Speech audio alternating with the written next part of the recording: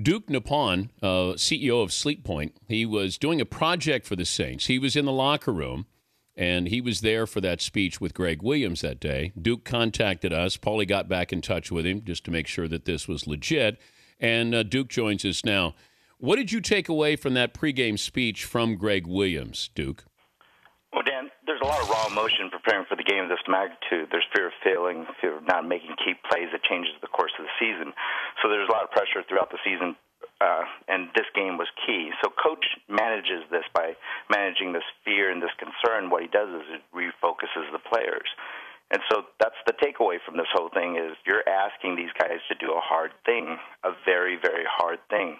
And Greg is responsible for preparing his team for this.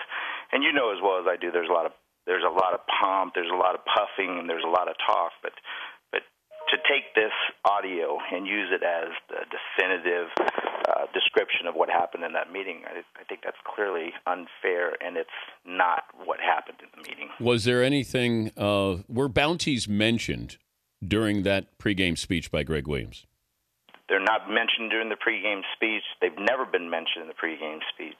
We don't, when we're in there, it's not about bounties. I don't know if you know this, but they keep statistics and they display it during the pregame. This is your performance. This is what you've done up to this point in the season. They do this every game. It's routine. Every meeting is essentially the same. They just build it off the last game, the prior game, and so on and so forth. So there's no discussion of bounties. There's no, throwing down money. And what about the players? Did the players discuss bounties? No.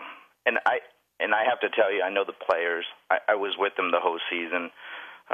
That's not how it goes. These guys don't talk about that. They don't think about it in that way. What they do is they challenge each other to do better, like how they handle the red zone, forcing teams to kick a field goal, or key plays like interceptions or takeaways or strips, those type of things. They talk like that. And these guys are highly competitive. But you were interviewed by the NFL. What questions did they ask you? Well, they asked basically the same questions that you're asking me, but they're more concerned specifically about a couple of games. The Minnesota game? No, not the Minnesota game at all. St. Louis or Arizona? What game? No, none of those games they were concerned about. They were concerned about the first game of the NFL season 2011, which is the Packers game, and then they were concerned about the Panthers game. Because they had bounties out reportedly for Aaron Rodgers and Cam Newton. Yeah, and I was there for that meeting, and that's not how that went. But how are they being painted this way, Duke? I mean, you got a coach down for a year. You got fines, draft picks. You got players who are going to be suspended. There has to be something the NFL is going on here. Well, what they're going on, and my speculation is that there's more to this than this particular piece. It deals with player safety, and I think it deals a lot with the concussion issues.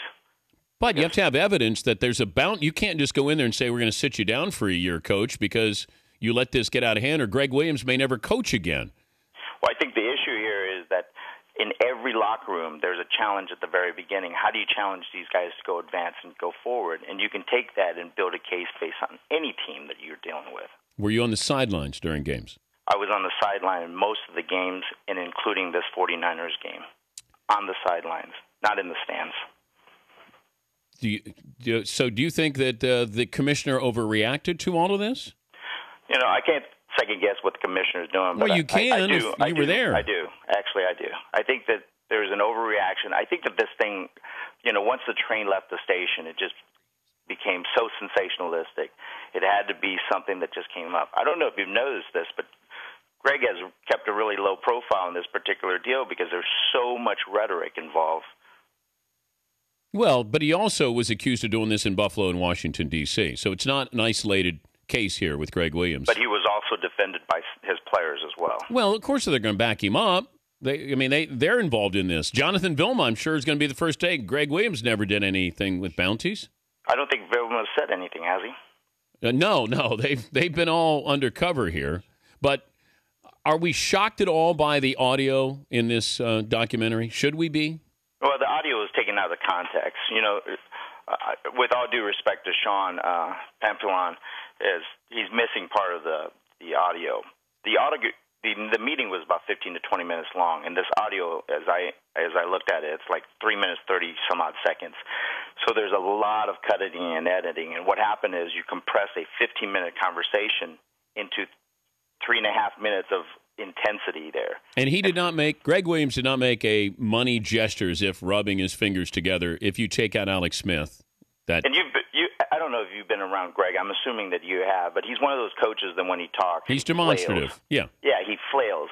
I mean, he takes his fingers together. Exactly, that's the deal. Any chance you're too close to this situation being employed by the Saints?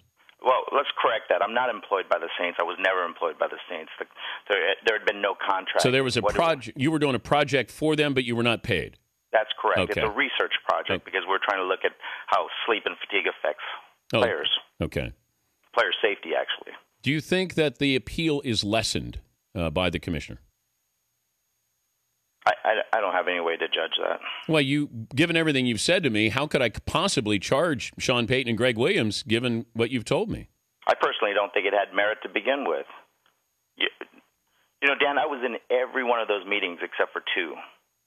Every one of them from start to finish. That's not how it went. It's not how it went along. And the reason I stepped up was because these guys were taking shots and nobody was going up there and explaining what happened. I'm the only non-paid, non-NFL, non-Saints employee to be in the room that could do this. I have 28,000 photos and videos from these events. Who do you think told the commissioner about this from the Saints? I really can't speculate that. You have an idea? I have an idea, sure. Is he still on the Saints? No. Is it Shockey? No, it's not Shockey. I've heard that twice now, or I've heard that more often than not. I don't believe it's Shockey. I don't know Shockey personally, but I don't believe it's Shockey. Duke, I appreciate your time and giving us some more details on this. Thank you. I appreciate your time. Thank you. All right. Duke Naipohn, CEO of Sleep Point. So he's doing a project for the Saints, wasn't being paid by the Saints. All right. I would think if I'm the commissioner and I heard that from his perspective, that has to factor in to some degree. But if I'm the Saints, I'm Sean Payton, I'm Greg Williams, I'd be fighting like hell. I think I'd have a pretty good case. That appeal's being heard today. Commissioner wants to have a ruling on this by sometime on Friday.